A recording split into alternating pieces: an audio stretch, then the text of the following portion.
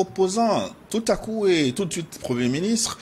Le Success Masra surprend plus d'un dans le landerneau politique au Tchad et en s'attachant les services du leader des réformateurs, Mahamat Kaka Idriss Déby Itno veut-il embaumer sa transition d'un parfum panafricaniste ou veut-il bouger à la cadence des Goïta, Ibé ou Tiani? Nos consultants du jour vont nous en dire plus. J'ai le plaisir et l'honneur d'accueillir sur le plateau El Hadj Diouf. Bonjour. Mamadou Diouf. Bonjour Gilles, comment va? Je vais très bien, merci.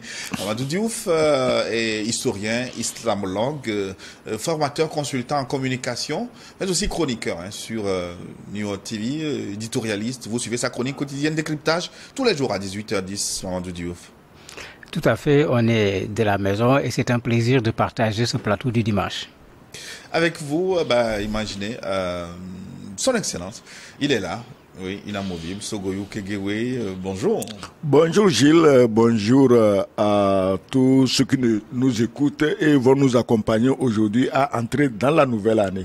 Bonne heureuse année à vous deux. Bonne heureuse année à tous. Sogoyou Kegewe, journaliste, ancien ambassadeur du Togo.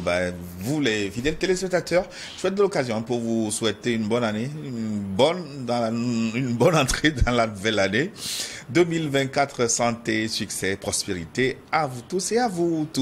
Et vous pouvez d'ailleurs rejoindre cette émission en nous envoyant votre contribution comme certains l'ont déjà fait.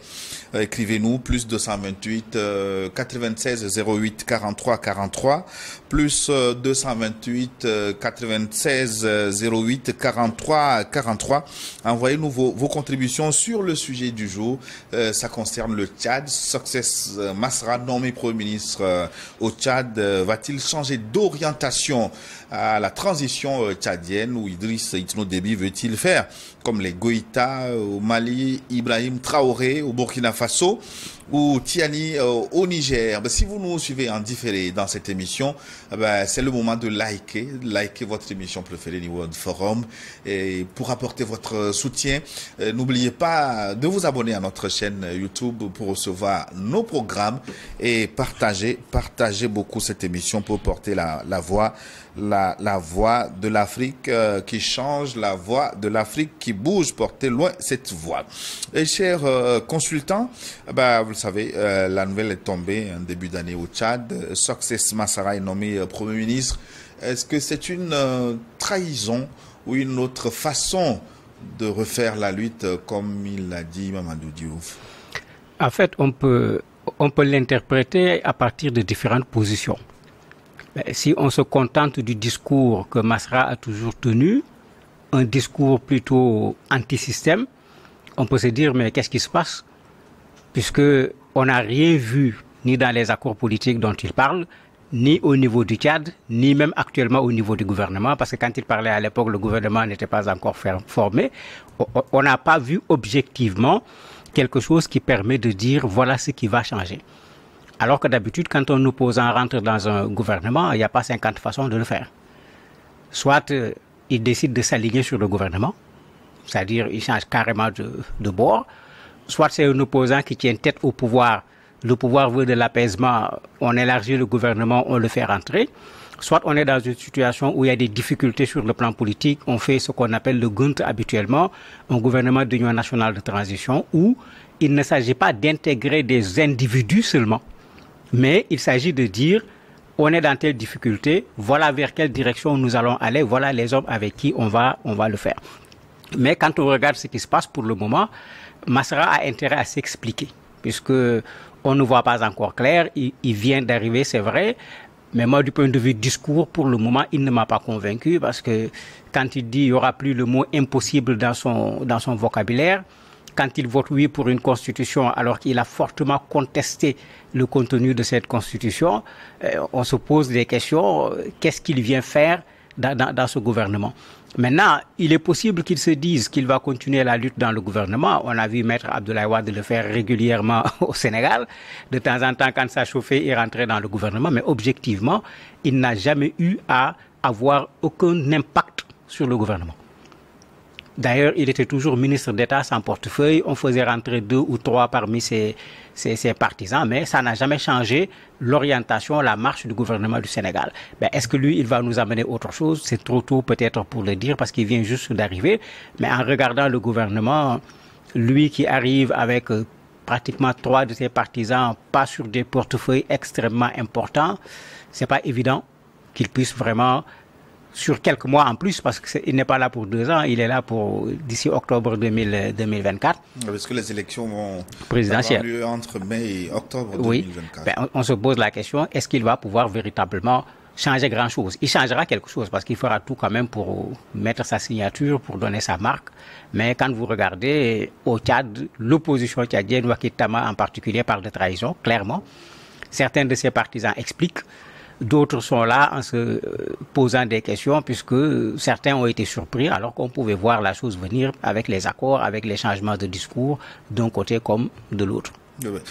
Excellence Sokoyou-Kekewe, on connaît Success Masra avec son discours anti-système, comme l'a appelé Mamadou Diouf tantôt. Est-il en train de manger son totem en acceptant sa nomination comme Premier ministre?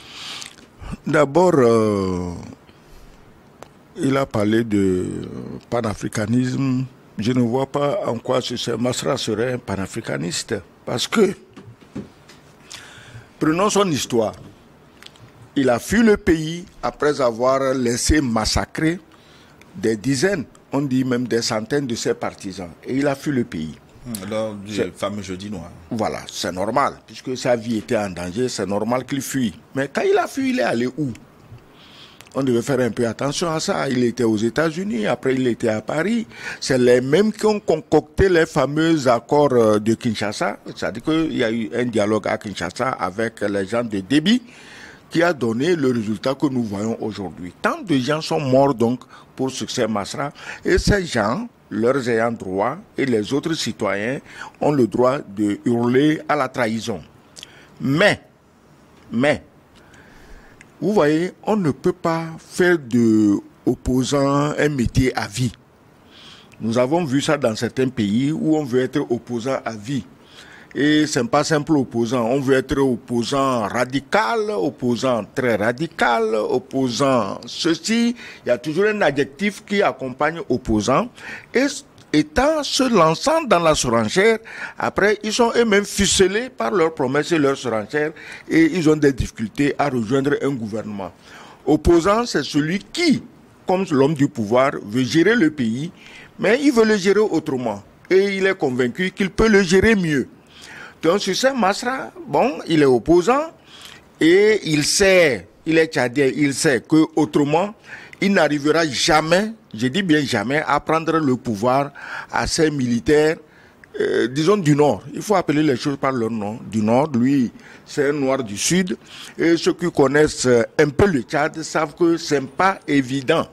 Donc si Succès Masra se dit, il faut aller travailler avec eux, c'est le seul moyen pour que moi aussi, un jour, j'arrive au pouvoir. On ne peut pas l'incriminer pour ça parce que la preuve, on a tué ses partisans par dizaines, il n'a rien fait. Il peut retourner, continuer à faire l'opposant radical, on va tuer d'autres, il ne fera rien. Donc il faut arrêter le massacre, et je crois qu'il a voulu arrêter le massacre en intégrant le gouvernement de Kaka Déby.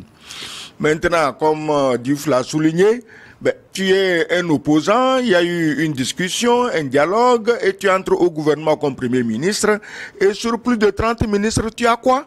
2 ministres et un secrétaire d'État. C'est une plaisanterie de très mauvais goût. Parce que quel est ton levier dans le gouvernement? Les autres ministres, là, chaque matin, ils vont voir Kaka Déby pour voir ce qu'il faut faire. Si tu donnes un ordre à un de ces ministres, il appelle Kaka Déby pour voir est-ce que je dois exécuter. Donc, je crois que c'est mal parti. S'il avait au moins 5 à 10 ministres et à des postes clés, on dira, il va les utiliser pour peser sur la vie politique du Tchad. Donc pour le moment, c'est difficile de cerner sa stratégie. On sait que c'est une affaire entre Américains et Français. Lui, il est un peu plus américain que français. Mais dire panafricanisme, s'il va faire comme les Traoré, les Goïta ou Tiani, c'est pas possible. Le Tchad est ceinturé de bases militaires françaises. La France a semé à la volée les bases militaires au Tchad. Oui, mais Succès Masra n'a de cesse réclamer le départ de ces forces françaises. On connaît son discours. Mais ce que je voudrais demander, est-ce que sa nomination peut être interprétée comme la conséquence de l'accord de Kinshasa? Il serait intéressant qu'on ait une petite idée, quelques lignes de cet accord, mais ça va être extrêmement compliqué.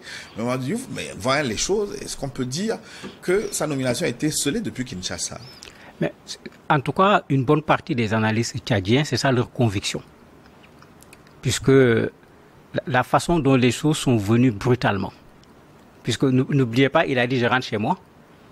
Et il avait posé pratiquement comme condition la reprise du dialogue.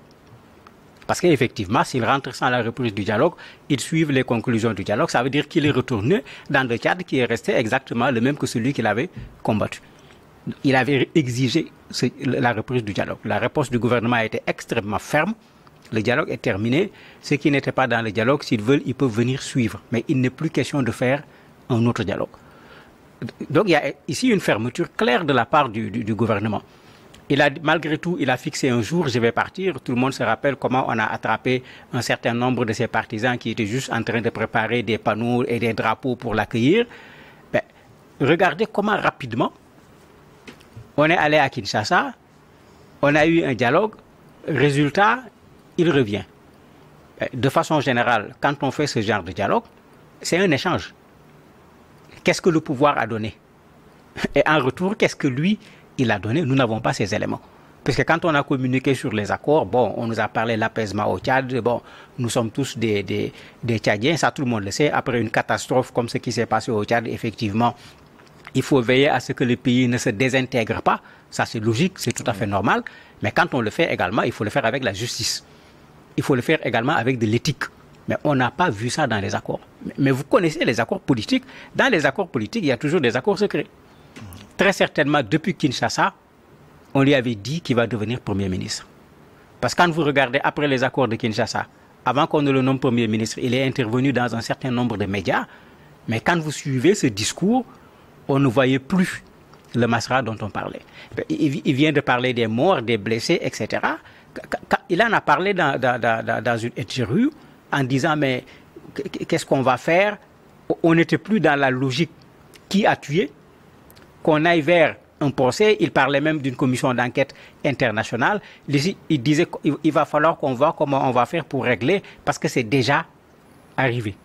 C'est-à-dire qu'on est en train de passer dessus. Et lui, il parlait de 300 morts. Voilà. Mais c'est trop.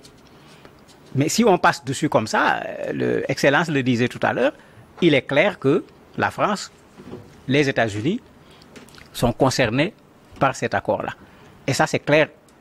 Et même avant l'accord, on avait vu ces pays réclamer une certaine inclusivité au niveau du gouvernement du Tchad, ce qu'à un certain moment, Davy Fils également a tenu comme propos. Et ça fait que pour beaucoup d'analystes tchadiens, ce n'est pas une surprise, parce que qu'est-ce qu'on pouvait lui donner en retour pour qu'il accepte de venir? Il était clair qu'il y avait quelque chose qui a été négocié. Qu'est-ce qu'on a pu lui donner pour qu'il accepte qu'on fasse cette amnistie générale qui dit que les tueurs n'ont rien fait? Parce que finalement, c'est ça. Il n'y a plus de procès ni quoi que ce soit. Alors que sur ça, au moins, il devait pouvoir dire non. Parce que ce sont surtout ses partisans qui ont été tués. Mais dans le discours, il ne disait pas que ce sont nos partisans qui sont sortis. Il disait que ce sont les Tchadiens qui sont sortis. Donc, moi, j'avais commencé déjà à me poser des questions. Malheureusement, c'est ça. Il y a souvent un peu de désespoir par rapport aux opposants africains. Soit on l'élimine, de plus en plus, on n'a plus cette tendance. Vous avez un espoir qui disparaît. C'était comme ça avec quelqu'un comme Sankara, pas nécessairement un opposant, quelqu'un comme Lumumba, etc. Soit on se débrouille pour le faire quitter le pays, le mettre dans des conditions extrêmement difficiles. Ça tue l'espoir que cela avait suscité.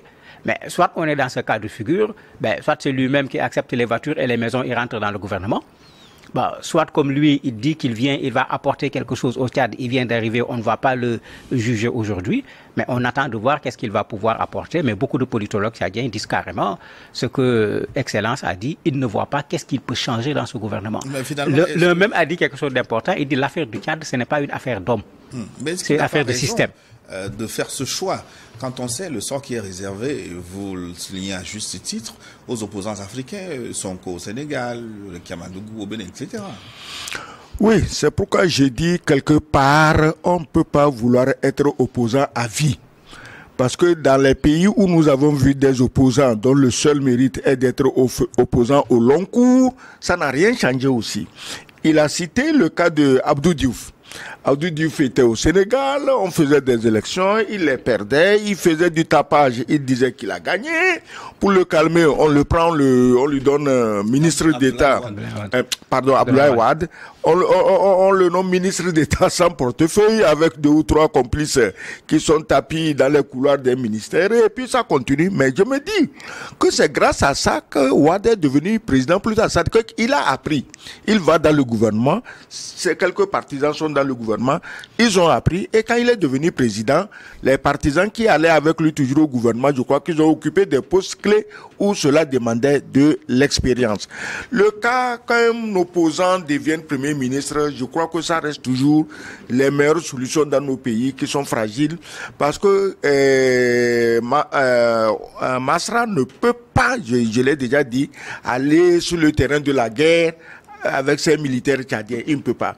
Et j'ai vu dans le gouvernement un nom qui m'a fait sursauter, en l'occurrence, je crois c'est Imam Erdimi.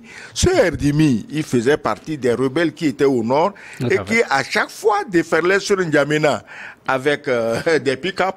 Or, le Erdimi en question n'est autre que l'enfant de la sœur de Idriss Déby.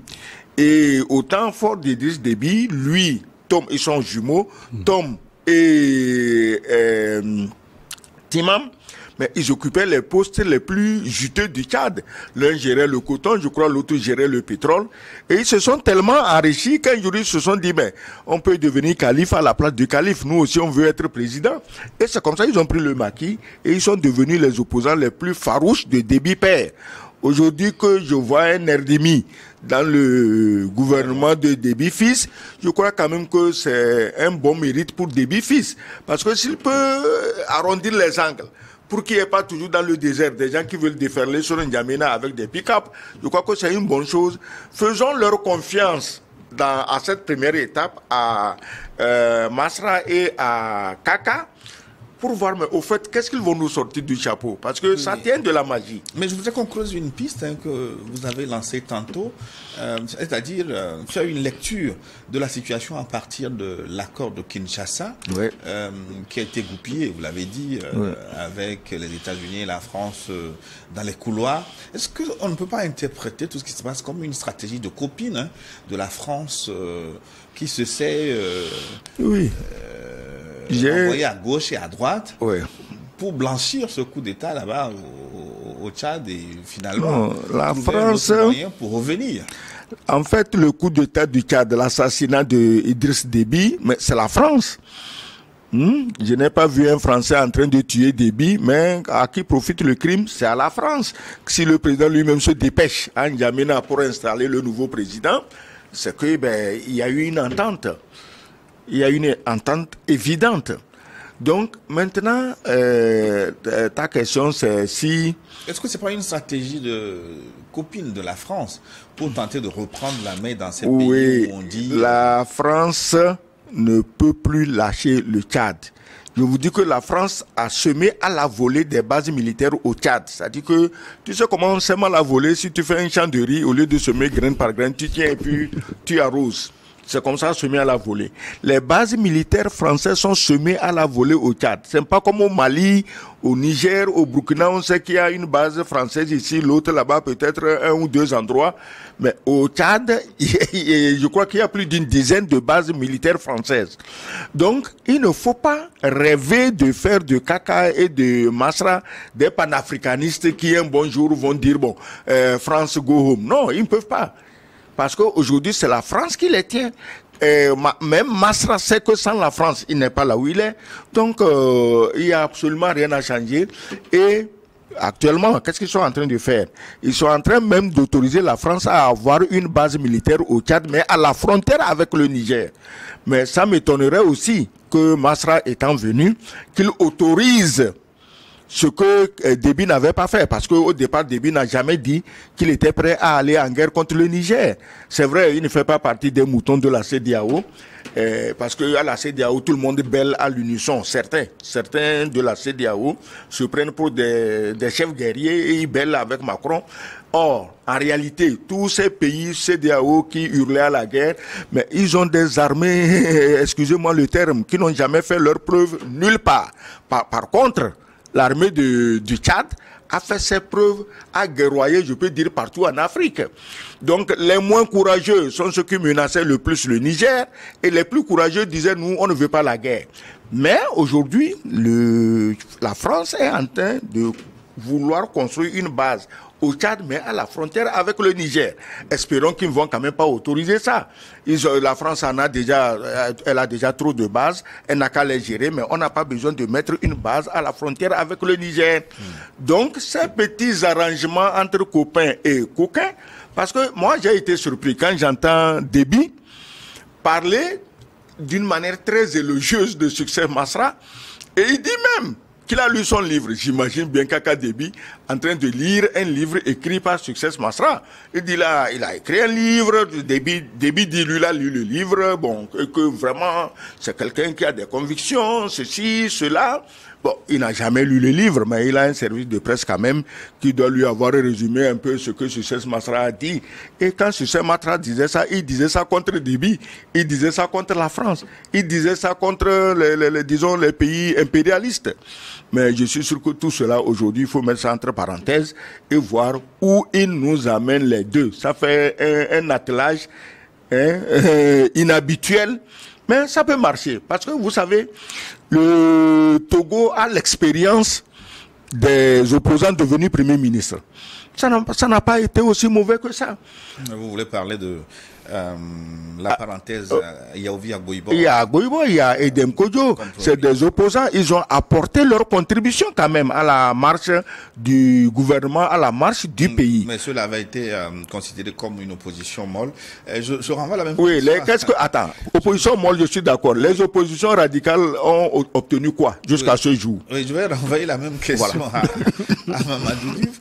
Est-ce que vous voyez l'ombre de la France derrière je ne veux pas les appeler conciliabules, mais bon, Masrara, Premier ministre, est-ce qu'on peut voir l'ombre de la France derrière ces tractations avec une stratégie de, comment on va dire, d'être proactif et de marcher à la même cadence que l'opinion publique qui est de plus en plus défavorable à la présidence française? Bien sûr, on peut voir l'ombre de la France. Pour moi, ce duo est un duo rassurant pour la France. Tout le monde se rappelle comment la France, devant un coup d'État, parce qu'il s'agissait d'un coup d'État militaro-constitutionnel, où est-ce que vous avez vu la France féliciter même ce genre de président? Généralement, dans leur communiqué, ils prennent acte. Et si la France est allée, c'est vrai, c'est Tshisekedi qui a été utilisé pour faire la médiation. Rappelez-vous, c'est lui qui était président de l'Union africaine à l'époque. Lui également, il était présent quand on faisait l'investissement l'investiture plutôt de Déby-Fils. Donc, quand on revoit Tshisekedi pour trouver la solution, ce n'est pas une surprise. Parce qu'il était là déjà, au départ, à côté du président français. La deuxième chose, il l'a dit, mais si la France perd le Tchad aujourd'hui, il reste quoi?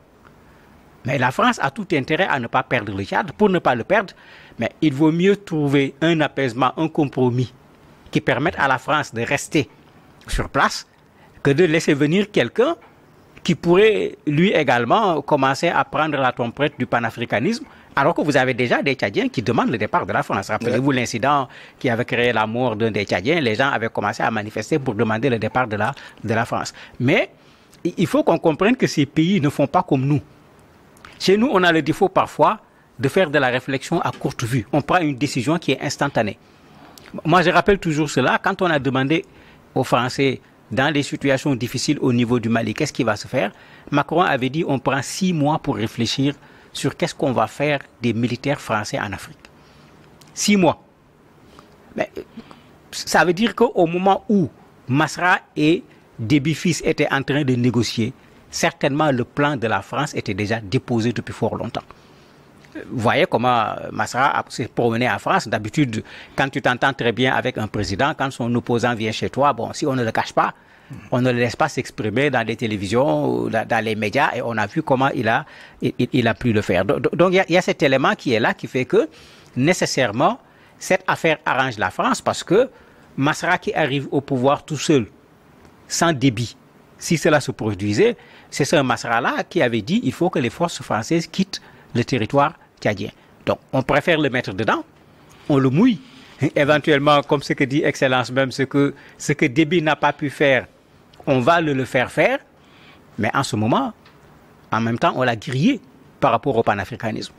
En ce moment, on l'a grillé également par rapport à ce discours qu'il tenait, où on avait l'impression que lui également, dans son discours, il participe un peu à cette situation, cette ambiance anti-France qui est là aujourd'hui dans une bonne partie des pays qui avaient été colonisés par la France. Donc, on ne peut pas regarder cette affaire-là sans voir l'ombre de la France, parce que je vois mal que Déby ait pris toutes ces décisions sans qu'il y ait eu au moins un coup de téléphone avec le président français, parce que comme je l'ai dit au départ, c'est lui qui a forcé pratiquement sa présence au niveau de la scène internationale. Sinon, la logique aurait voulu qu'il soit mis à l'écart, comme on le fait avec toute personne qui fait un coup d'État, que ce soit constitutionnel ou bien militaire, et lui, il a fait les deux en même temps. C'était constitutionnel et c'était militaire en même temps. Donc finalement, on a clairement l'impression que la France est en train de trouver les moyens pour asseoir une politique, enfin un programme d'ajustement des coups d'État, avec d'abord le Gabon, et ensuite maintenant la stratégie Masrara et Déby. Ça veut dire que bon, la stratégie, ils ont compris après quelques échecs au Mali, au Niger, au Burkina Faso, elle a compris comment fonctionner maintenant. Non, la France n'a rien compris. Au fait, le premier coup d'État de la France, ce n'était pas au Gabon, c'était au Tchad. Et comme il a vu que ça marchait bien, que ce soit elle qui organise les coups d'État, elle n'a fait que rééditer au Gabon ce qu'elle a fait au Tchad. Parce qu'il vaut mieux un coup d'État français qu'un coup d'État, excusez-moi, d'une tête brûlée panafricaniste. Donc la France n'a rien compris. Parce que l'arrivée de Masra ne va pas empêcher certains Tchadiens, qui malheureusement sont nombreux, de continuer à demander le retrait des bases françaises. Il vaut mieux que la France s'installe au Tchad en programmant elle-même son retrait graduel, ce qui fera qu'à la fin, on acceptera quand même qu'il y ait ne serait-ce qu'une base ou deux, parce que le Tchad est immense. C'est 1 281 000 km², en plein cœur de l'Afrique. Mais si la France continue à augmenter le nombre de ses bases et à hérisser les patriotes tchadiens, eh bien, ça va se passer comme partout ailleurs, les mêmes causes produisant les mêmes effets dans les mêmes conditions. La France n'a rien compris, elle ne comprendra rien, du moins la France de Macron. Peut-être un jour viendra un président français à la Chirac, à la Pompidou, qui est un peu souple avec les Africains, qui les prend pour des êtres humains, qui leur parle comme on parle aux êtres humains. Ok, mais avec Macron, c'est pas possible. Ils ne voient en les noirs que des esclaves et il faut les traiter comme des esclaves sur un ton méprisant, cassant, et comme par hasard, ils nomment toujours des ministres, on dirait qu'ils passent des concours de mauvais caractère et de mauvais comportement et ils les recrutent sur la base et ils les mettent, ils n'ont que propos méprisants pour les Africains. Donc, la France n'a rien compris pour moi, sauf si dans les jours à venir, avec Masra dans un mariage politique avec Déby, bon, qu'on voit brusquement de nouvelles formules sortir et qu'on sache que c'est la France qui encourage ces nouvelles formules. D'accord, la France a mis Masra, c'est pour avoir encore son grappin sur le Tchad, plus fort qu'avant. Plus fort qu'avant. Et comme il le disait, Masra, il va se noyer si jamais il se laisse prendre dedans. Le jour où la France sera fatiguée de lui, la France, les Américains aussi, seront fatigués de lui. Bon, on le chasse et il ne pourra plus retourner à sa base et dire, ah, maintenant là, on va faire opposition, on va lui demander, mais tu veux faire quelle opposition maintenant, puisque tu étais avec eux hier. Mais la grande question, comment va sentir maintenant la transition? Elle va sentir Déby ou Massara? Ben, la transition, ça sera toujours du Déby. Parce qu'il faut qu'on soit clair, hein. Moi, j'ai pas encore vu dans la composition du gouvernement, j'ai pas encore vu un élément montrant que Massara pourra apporter quelque chose. On a vu, il a réussi à faire suspendre la grève des enseignants avec le syndicat des enseignants du Tchad, 7. Mais ça, c'est logique. Il l'aurait pas fait, une autre personne l'aurait fait. On ne peut pas laisser les enseignants continuer à faire la grève. Mais si c'est ça qu'il va apporter, le problème fondamental, il n'est pas résolu. D'ailleurs, quand vous regardez ces anciens alliés de Wakik Tama, ils parlent d'accord de dupe avec cet accord-là. C'est exactement l'expression qu'ils utilisent. Et ils se sont fait tout un malin plaisir pour rappeler les causes pour lesquelles Wakik Tama et Massara ont manifesté. Parce que ce n'était pas Massara et les transformateurs seuls qui étaient dans la rue au niveau du Tchad. Il y avait des organisations de la société civile, il y avait des partis politiques, etc.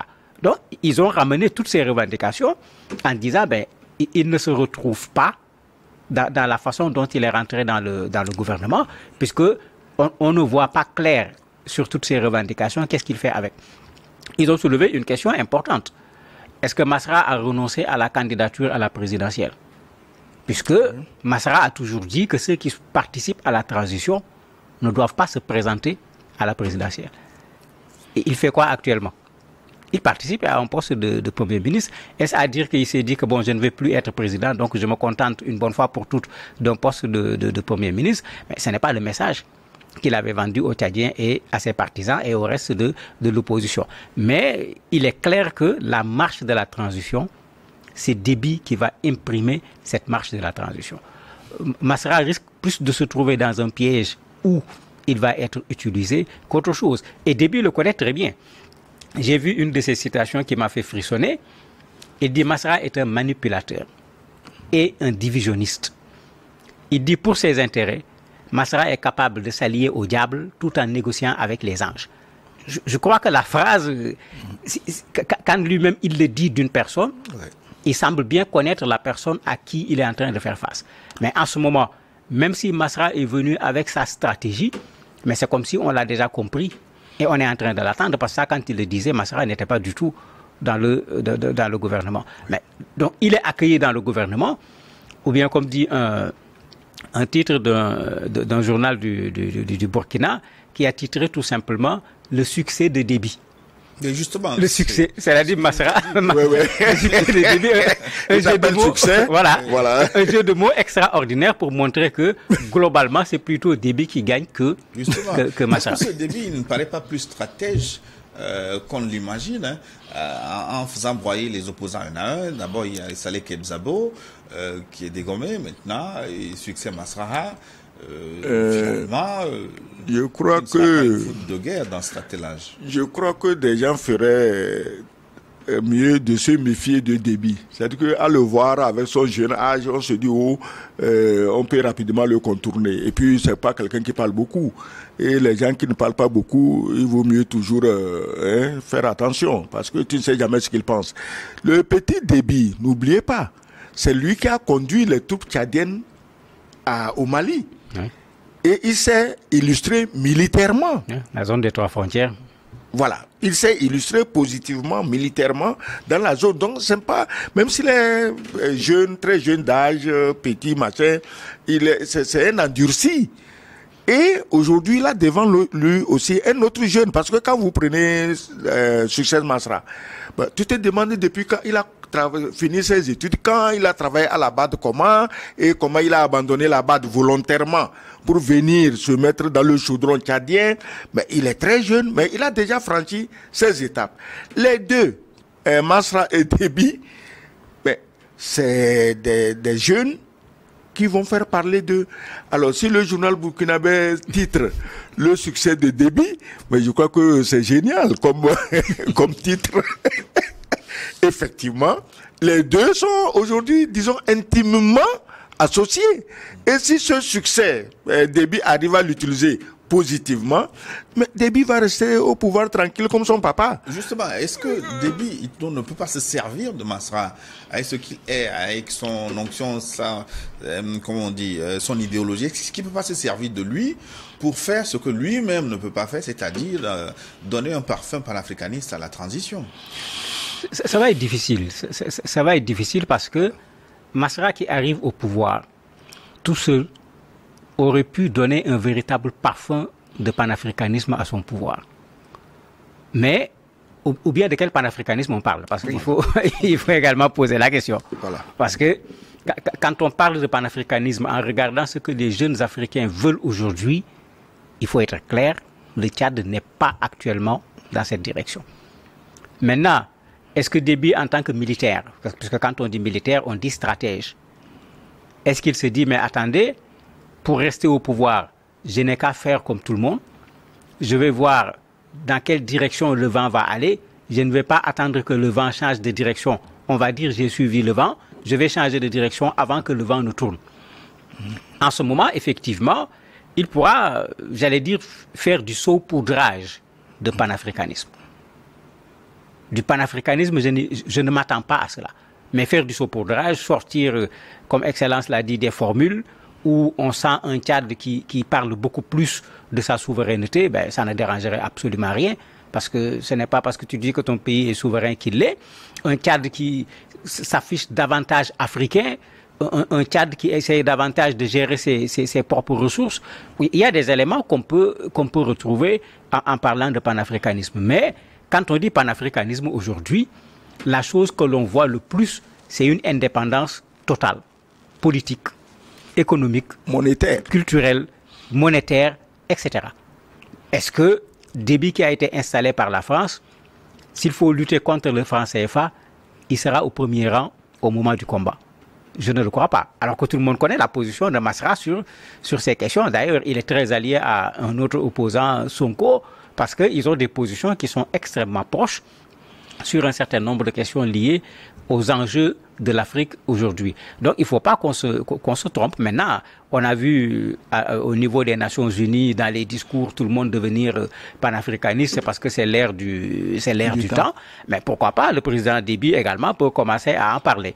Mais la réalité, c'est-à-dire faire ce que les panafricanistes attendent aujourd'hui de l'Afrique, je ne suis pas sûr qu'on pourra l'avoir avec le président Déby. Pour moi, tout est possible parce que Idriss Déby Itno père, déjà à son époque, il me semblait qu'il prenait des virages qui dérangeaient de plus en plus la France.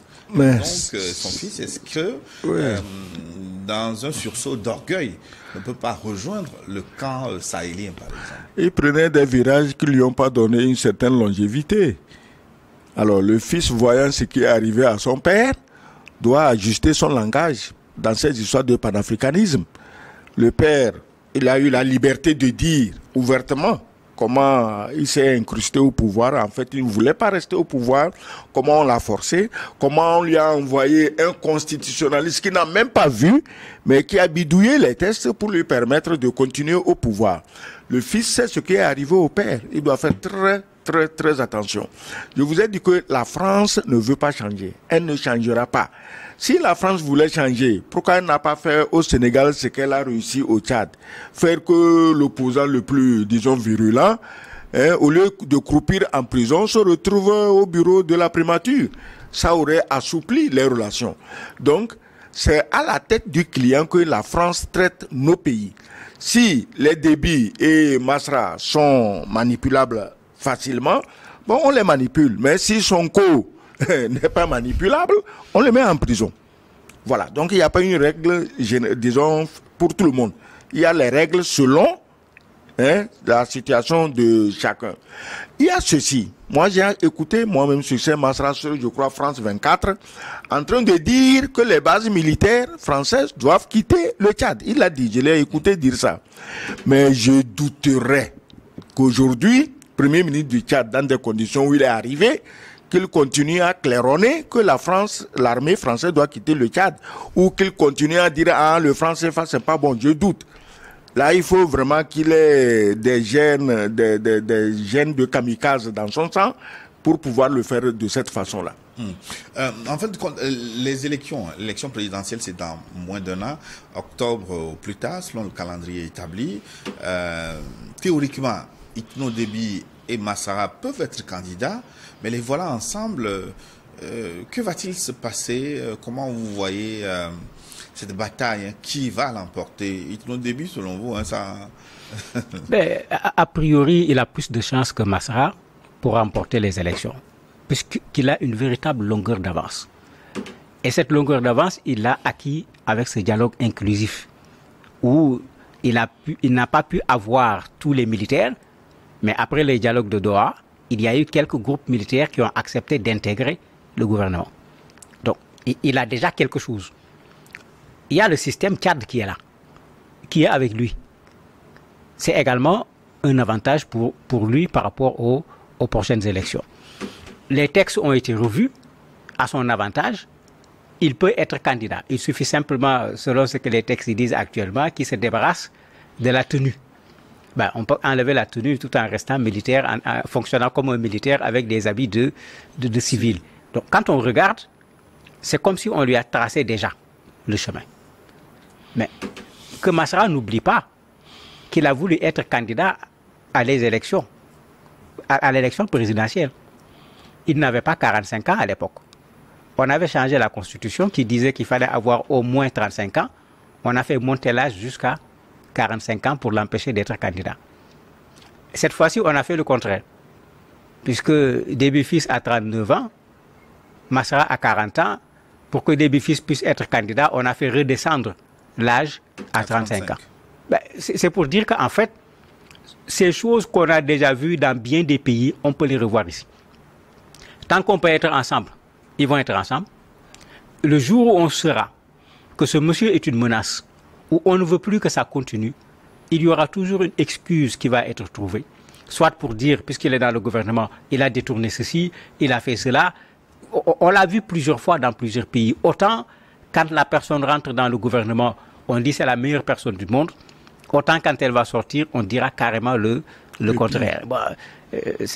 On dit que c'est le président Houphouët-Boigny qui l'a dit. Il dit qu'en Afrique, quand on t'a expliqué la politique, si tu dis que tu as compris, c'est parce qu'on te l'a mal expliqué. Et effectivement, quand on regarde ce qui se passe dans nos pays, si tu veux raisonner sur des bases claires, en parlant de doctrine, en parlant de gauche, en parlant de droite, en regardant quelqu'un qui a des convictions de révolutionnaire, parfois tu te perds un peu dans ce que les gens sont en train de faire. En tout cas, Massara est en train de compromettre son élection, au moins pour la prochaine présidentielle. Oui, je ne sais pas celle qui va suivre.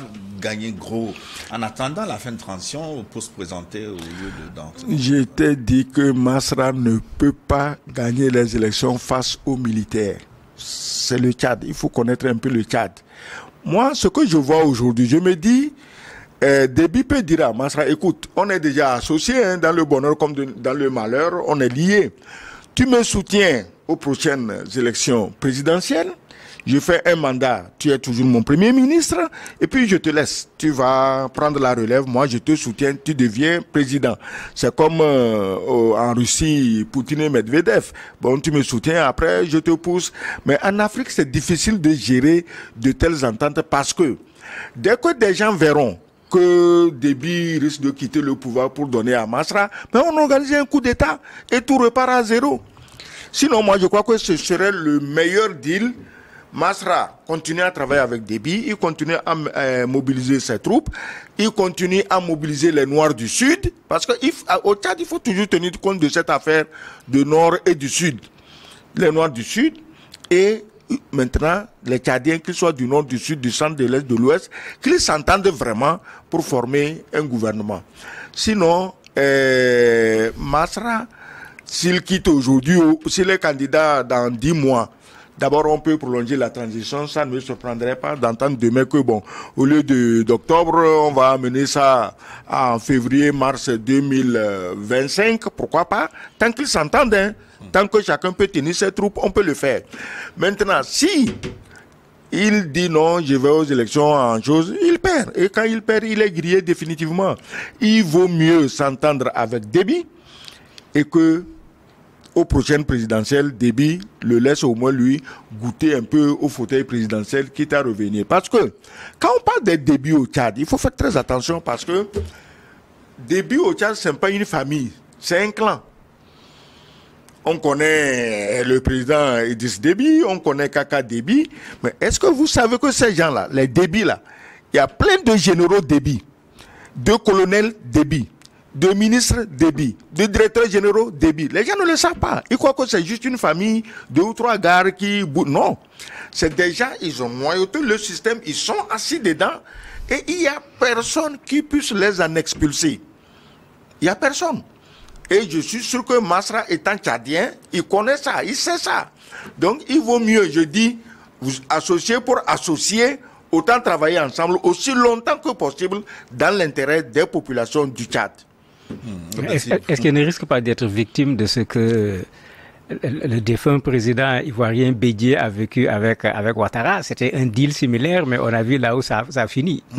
On va revenir non, chez Ouattara, tu sais que ils ont des cancers fulgurants qui tuent tous ceux qui ne regardent pas dans la même direction. Donc, le temps de rappeler à ceux qui nous suivent en différé de ne pas oublier de liker l'émission et de souscrire à notre chaîne pour recevoir nos programmes et de partager cette émission New World Forum. Nous marquons une pause pour des impératifs commerciaux. On se retrouve dans 10 minutes.